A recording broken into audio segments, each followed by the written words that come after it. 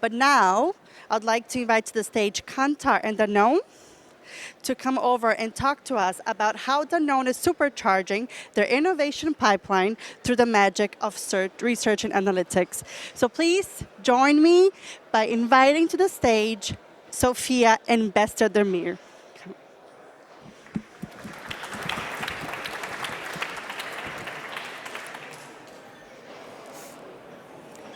Hello, everyone. It's great to be here today. I'm Sophia from Kantar, and this is Besti from Danone. Hello. And we're going to discuss the ways that Kantar helped Danone with their innovation pipeline using search analytics. Besti, thank you for being here. Pleasure. First of all, can you please tell us a little bit about what was your goal with this project and the business question that you wanted Kantar to answer? We're all often in search of foresight, right? But often, albeit great, foresight work sometimes remains to be too conceptual, not necessarily very actionable in the short term. So our main objective was actually to make foresights more actionable rather than conceptual for the business by using search data either to create or validate the upcoming innovation that we have in our key categories: yogurts, waters, plant-based beverages, so all of our consumer categories. Basically, we really wanted to uncover locally relevant emerging flavor and ingredient trends that we can act upon quickly. And why did you decide to go with this specific approach? What was the benefit of search analytics for your needs? Good question. Couple of reasons. First one, this was not necessarily to replace all traditional research. There is still a huge role for it in terms of validating the potential in-market success of our innovation. But there might be instances where we're innovating in a niche area. There might be instances where the size of the prize of the innovation doesn't justify a full-fledged learning plan, or there might be cases where there's not enough time. So this still enables us to be grounded in consumer reality in an unbiased and locally relevant manner. So that's number one. Number two is actually the quality of insights, because certain trends that do stick sometimes are the ones that are boiling underneath the surface for a long time. And as we would all probably know, these are not necessarily top of mind to consumers when you start talking to them. So it's really to be on top of what's boiling underneath the surface and understanding and informing future thinking with the help of that. Thank you. And how has your experience with the search analytics tool been so far? Very positive, since I'm sitting here.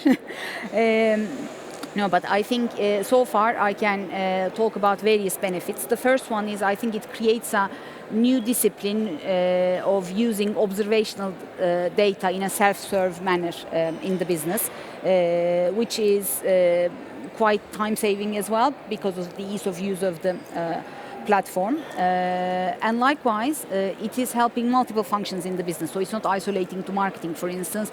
Marketing use it, R&I use it, data teams use it. So variety of stakeholders and teams in the business using it. That's mainly because the tool is very intuitive and extremely user-friendly. And again, as I said, promoting a self-serve culture. And finally, and to me that's the most important benefit,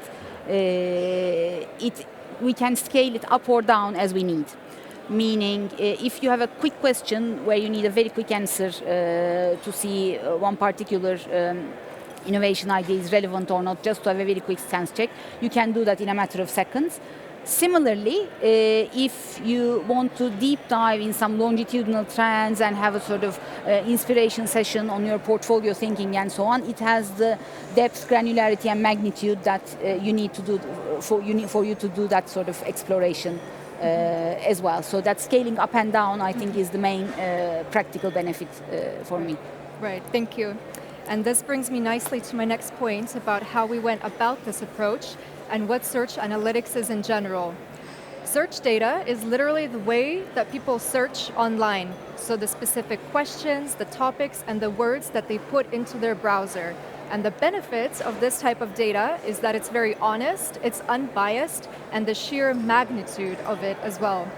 We use artificial intelligence and advanced analytics to identify, classify, and visualize relevant consumer searches that can then be categorized into trends. So we have emerging trends, we have mainstream trends, established and niche. And this categorization is based on the amount of average monthly searches that users type in, and also the growth of interest of those topics over time. A trend is considered to be emerging when the average monthly searches are relatively low compared to more mainstream and popular topics. But with those topics, we do see a steady increase of interest over the past 6 to 24 months. We're able to do this across multiple categories, almost all markets and languages.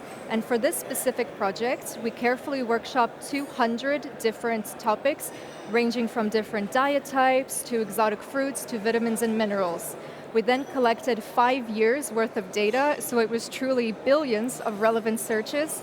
And once we have the volumes and the growth that we need, we then visualize it into an easy-to-use dashboard. And from there, we can add new categories and new topics within a number of days.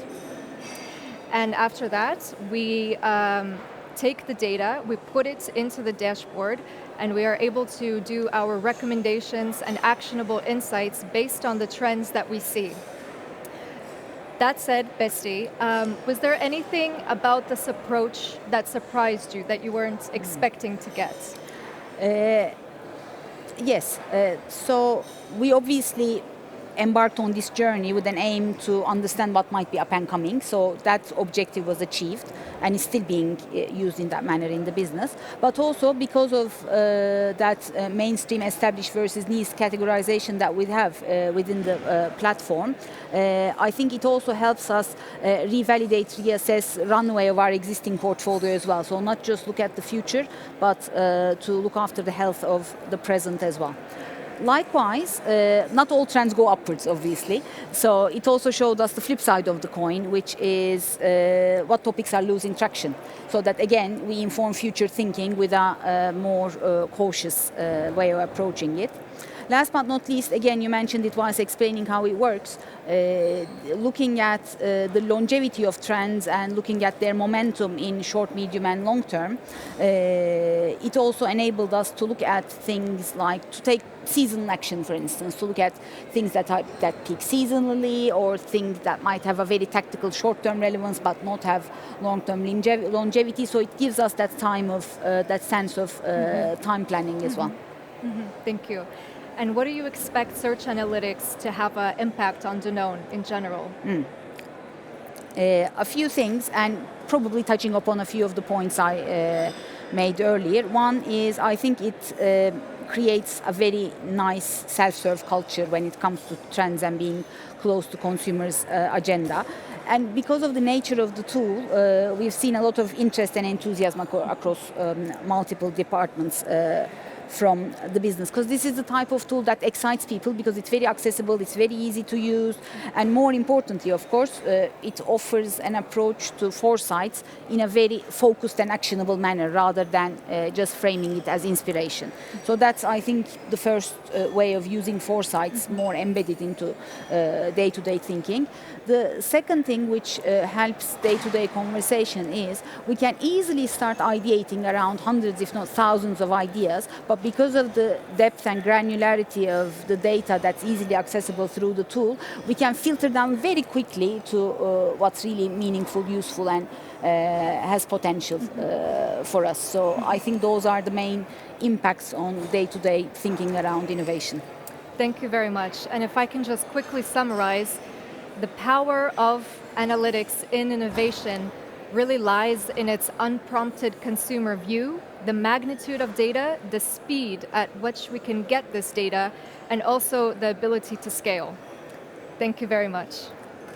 Thank you. Thank you.